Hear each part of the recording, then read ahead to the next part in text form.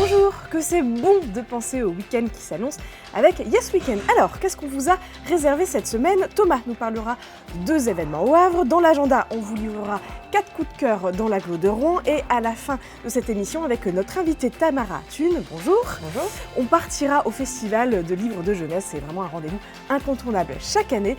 Ne bougez pas, on se retrouve à la fin de l'émission, le temps de jeter un coup d'œil à l'agenda. L'opéra, ce n'est pas réservé aux adultes et ça peut même être très fun, comme le prouve cette 2e édition du Big Bang Festival, samedi et dimanche au Théâtre des Arts. Visite des coulisses en musique, démonstration d'instruments en bois, trampoline sonore et surtout des concerts, que ce soit du jazz, du classique, de la world music. Pour une fois, ce sont les enfants qui vont en prendre plein les oreilles.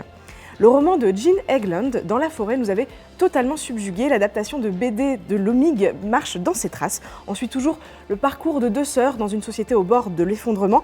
Nell et Eva ne peuvent compter que sur elles et sur la forêt qui les entoure pour survivre. Venez rencontrer le dessinateur qui donne vie à cet univers samedi de 14h30 à 18h30 à la librairie Funambule. Dans un registre nettement plus drôle, les Rouennais ont rendez-vous avec Thierry Garcia samedi à 21h au théâtre à l'Ouest. Vous ne connaissez peut-être pas son visage, mais vous reconnaîtrez certainement toutes les voix qui l'imitent, de Gainsbourg à Aznavour, d'Yves Montand à DSK. L'imitateur qui a officié pendant 6 ans dans les Guignols de l'info se glisse dans la peau de ses victimes et c'est à mourir de rire. Sa voix à elle est inimitable et quelle voix! Lisa Simone est attendue sous les projecteurs de la Traverse à Cléon en clôture du festival Chandelle. Et ce n'est pas qu'une fille d'eux, mais c'est aussi une artiste à part entière que le public découvrira avec son univers pop, jazz, soul. On en frissonne d'avance. Lui aussi nous promet le grand frisson, c'est Thomas que je rejoins tout de suite. Salut Thomas. Salut Céline. Alors le Black Friday, franchement tout le monde ne parle que de ça Oui. En cette fin de semaine. Alors toi tu as décidé de saluer l'initiative de commerçants havrais, le Green Friday. Exactement, c'est pour changer un petit peu en tout cas c'est pour se démarquer des grandes opérations marketing sur internet. C'est le Green Friday, donc vendredi. Au Havre, c'est lancé par des commerçants du centre-ville, du quartier Notre-Dame précisément, dans le centre-ville du Havre. Donc le Green Friday, c'est ok, on consomme, mais on va dire de manière peut-être un peu plus responsable, un peu plus intelligente, et puis au service des commerçants, des petits commerçants du centre-ville, c'est important aussi. Et pour le coup, l'initiative, elle vise à reverser une partie des bénéfices des commerçants à des associations qui s'engagent pour l'environnement notamment. Alors je vais citer LH Zéro Déchet, le Havre de Verre, il y a le Surfrider Foundation et Zoro Mego. Alors tout ça avec des animations. L'après-midi, donc 14h à 19h, il y aura même un grand ramassage de mégots à 16h, voilà, une grande opération nettoyage en même temps, vide dressing, troc couture avec les fringantes de Créa Ludique. Donc voilà, c'est pas que de la consommation, c'est aussi de l'animation et puis voilà, au service de bonnes causes et d'associations engagées intelligemment. Donc le Green Friday a préféré au Black Friday, on peut faire les deux en tout cas.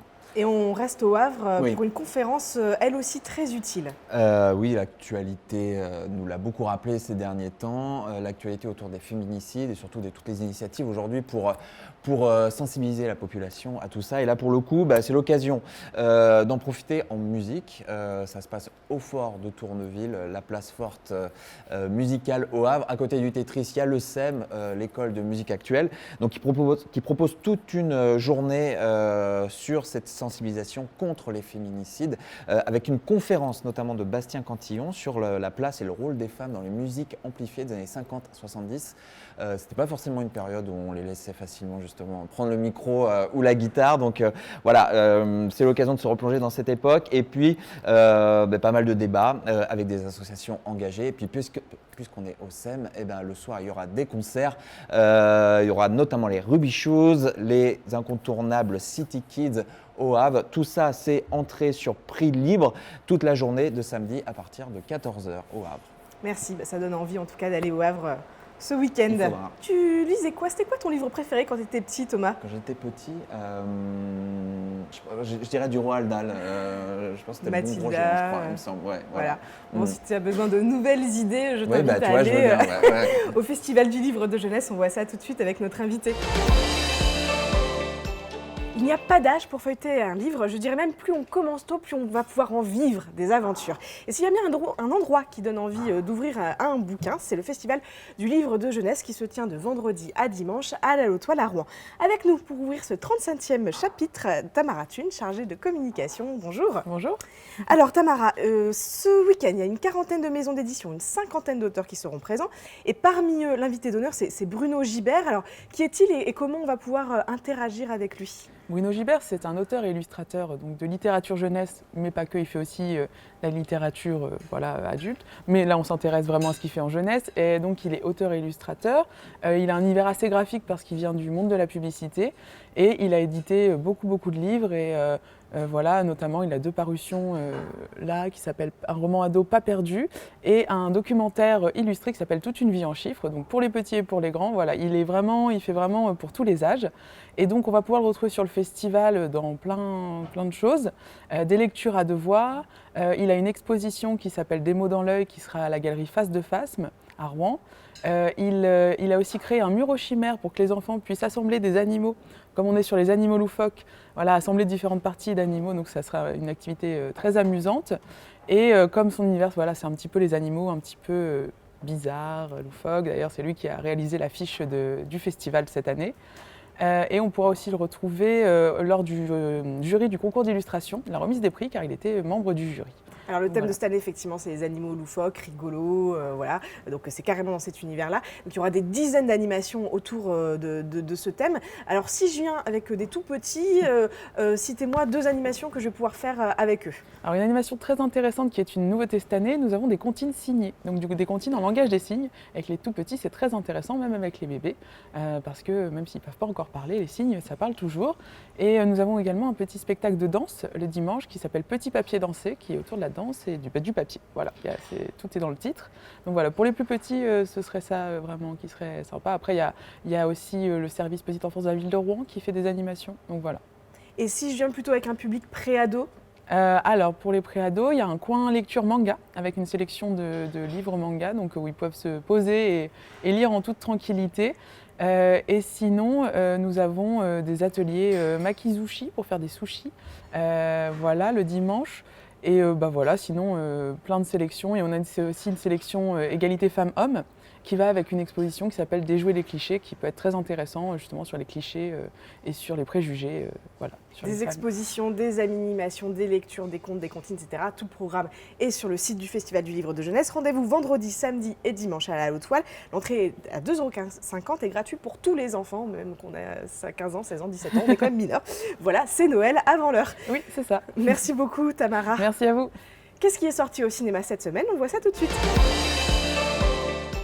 Apollo 13, Gravity, First Man, Seul sur Mars, des films sur l'espace, il y en a des dizaines, mais aucun ne montre la préparation comme Proxima le fait. Déjà, tout se passe sur Terre. Ensuite, on ne suit pas un astronaute, mais une astronaute, jouée ici par Eva Green. Et enfin, cette préparation n'est pas que physique, mais aussi psychologique, émotionnelle, viscérale, puisque l'héroïne d'Alice Winocourt s'apprête à quitter sa fille pendant un an. Bande annonce. I never thought that one day I'd be saying the last mission before Mars, and yet here we are, making last preparations for the long journey.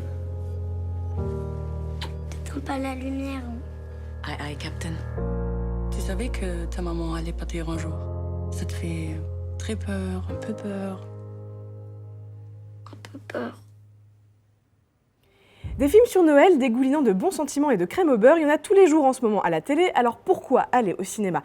Pour en voir un, parce que dans Last Christmas, il y a Emilia Clarke et qu'on a hâte de voir comment la mère des dragons s'en sort dans une comédie romantique. Et parce qu'à la réalisation, c'est Paul Feig et même si c'est rarement très fin, c'est souvent très drôle. Maman!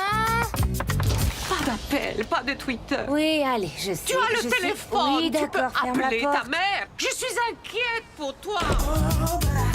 Parlez-moi de votre alimentation. Elle mange des cochonneries. De l'exercice. Religieusement. Rien du tout. De l'alcool. Une fois de Elle temps en boit temps. comme le pirate. Un godet? Salut Jenna, c'est moi. J'ai vraiment besoin d'un lit pour ce soir. C'est juste... Lutin, c'est ma petite assistante. Je l'ai surnommée le lutin paresseux parce qu'elle ne donne pas l'impression de travailler. C'est moi. Je pourrais aussi l'appeler le lutin terriblement décevant. Qu'est-ce que tu regardes? C'est rare de voir un oiseau comme ça en ville. Oh, merde. Ça porte bonheur. Mon cul, oui. On vous a donné des tas de bons plans pour ce week-end, mais qu'est-ce qu'il y a à faire le reste de la semaine? Pour le savoir, feuilletez Sortir à Rouen et Sortir au Havre, chaque semaine en kiosque le mercredi avec vos éditions de Paris-Normandie. Voilà, Yes Weekend c'est fini, mais le week-end commence. À la semaine prochaine.